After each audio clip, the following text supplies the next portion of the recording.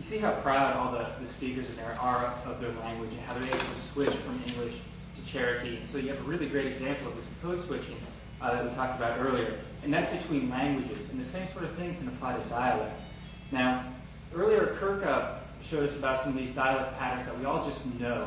So sometimes we say t as our past tense ending. Sometimes we say duh. Sometimes we say it. Well, that's a pattern that all of us have. But the next thing we're going to do is an example of an inductive-based exercise that results in a scientific understanding of language variation and language patterning, what us linguists call a grammatical pattern. We use the term grammatical simply to mean pattern. So look at number 7 of your handout. How many of you have ever heard a sentence like, we were efficient? It's an A prefix. Yeah, we call that A prefixing. And there's a number of rules that determine when you can and cannot use an A prefix in sentences. And we're going to get you to do this, actually. You're going to do this exercise individually. And so look at the examples of sentences in List A and just read the sentences, inserting that A prefix before the word that has an ing. So for instance, in number 1, you have to say to yourself, a building is hard work, and she was a building a house. And then you have to make a decision. Which of these just sounds better to me?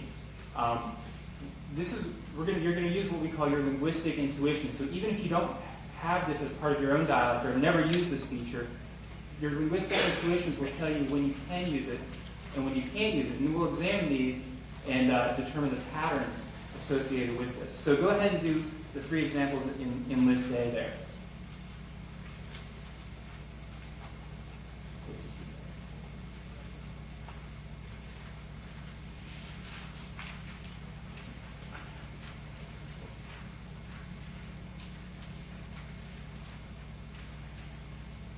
Okay. Well, even if you're not done, we'll continue here. So let's just vote as a classroom here. Who thinks in number 1 that sentence A, a building is hard work, sounds better of the 2? Not many hands. Okay. Who thinks she was a building a house sounds better? Lots of hands. Do you all use this in your dialects? No. How'd you know? Just sounds better. Okay, how about number 2? Who thinks that he likes a hunting sounds better? How about he went a hunting? So what's the pattern? When can you use the A prefix and when can you not use the A prefix? Yeah, exactly, when it's a verb. So the first rule of when you can use A prefixing is that the ing word has to be a verb. It can't function as an adjective or any other part of speech. It has to be a verb. Okay. Look at the ones on the next page, on page 4. List B, there's more rules that make up this pattern. It's not just that simple. And do the same thing. So insert the or the A before the ing word and just say which one sounds better. So in number 1, they were making money by building houses, or they were making money, or they make money by building houses. Okay, time to go again. Who thinks in number 1 that they make money by building houses just sounds better? And who thinks they make money building houses sounds better? How about number 2? People can't make enough money efficient. Who thinks that sounds better? Okay, and who thinks people can't make enough money from efficient? So what's the pattern here? Okay, prepositions, yes, exactly. So the A prefix can't come after a preposition, and there's a reason for this. Historically, this A prefix comes from a preposition. It used to be proper to say things like he was on hunting or he was at hunting, and that on or at has gotten shortened to this of, and so it actually comes from a preposition. And so it doesn't make sense to have the 2 prepositions right next to each other. So we say, oh, that doesn't sound right to us, and our brain just knows that. Okay. The third part of the rule of the pattern is illustrated in List C. So you have to do the same thing here. Who thinks, and we'll just vote this time, who thinks that she was a discovering a trail sounds better than she was a following a trail? And who thinks she was a following sounds better? Okay, good. And then number 2, she was a repeating the chant, she was a hollering the chant. Who thinks repeating? Who thinks hollering?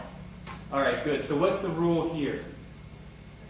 Yeah, the stress. And so you have to have the primary stress of the word on the first syllable. Now, kids get this. We've done this in 4th grade, 8th grade, and they get it. They may not know the term preposition. They may come up with something else like premonition or something, but they understand this sort of thing, and they're able to pick out these rules and apply them. And so we end up we have them state these 3 rules. Okay, it has to be a verb. You can't have a preposition or a premonition or whatever, and there has to be stress on the first syllable. They say their rules, they write them out, and then they're able to predict with with a lot of accuracy when you can and can't use this a prefixing. And so this is an example of an exercise that you guys can take to your classroom, and it illustrates, even if this isn't an aspect of your own dialect, there's a rule here, there's patterns to the way language in dialects work, just the way that there's rules to language in a prescriptive sense, how it works. And the same sorts of rules govern vernacular dialects. We just socially stigmatize those vernacular dialects is kind of the point. Okay, let's go on to a second example here of exercises, and this is on page 5, number 8 of your handout. We have an hour-long documentary that's showing this afternoon called Mountain Talk. It took 3 years to film in the mountains of North Carolina, and it's all about the language and the culture of the people who live in the Appalachian region of North Carolina, as told by them. There's no talking head experts in there telling us about the way language really is. This is all the locals and what they think about their language and why it's important to them. And so it's heavily grounded in the idea that language and culture are so closely tied that you can't really study the culture without the language without the culture. And so we have this hour-long video, which is wonderful, and I highly recommend everybody going to watch it. But 8th graders don't like to sit through hour-long videos. Well, sometimes they do, but that's only when they get to sleep. But they can pay attention for 8, 15 minutes of a video. And so this is what we do is we take segments out of these longer videos and pair them with exercises. And so when we actually develop a curriculum for the state of North Carolina, we'll pull out different segments of 8 to 12 minutes. And this is just one of those examples. And so from that hour-long video, we may come up with 3 or 4 different sections of it that teachers can choose to use or not to use. And for each of those sections, we'll come up with 5 or 6 different exercises. And I'll tell you a little bit more about that later. So this is just one of the examples of an exercise that gets paired with a video vignette. And so this is an example of a little bit of comparison contrast. And so and this one's specifically based on the Overcoat curriculum. So they're using their own language as a basis and what they've learned about their own Overcoat, what we call the brogue, or the dialect, to compare it to what they're going to see and what they hear in this mountaintop video. So we ask them things like, well, what pronunciation and grammar features do you hear that are similar to those who are on Overcoat? And then, which ones are different? And then we ask them about the vocabulary. And so what we do is we try and present this language to them in different levels. So there's words, there's different ways of pronouncing those words, and then there's different ways of putting those words together in sentences. And so we have the lexical or the vocabulary level, pronunciation, and grammar levels. And by separating them, these students can really, say, oh, he said this word differently, and then, oh, that didn't sound like the way I would say this construction. So that a prefixing, for instance, is an example of one of these grammatical constructions. Okay. Now that's just one of the examples of mountaintop exercises that we have. And a lot of our videos, well, all of our videos have a segment about language specific terms, what we call vocabulary items from those different dialects. And it's just one of those things, if you think about, well, what do Southerners do? They say y'all, and people from up north say you guys, or they may have, they identify different regions with a specific word a lot of times. And so this is what people notice a lot of times.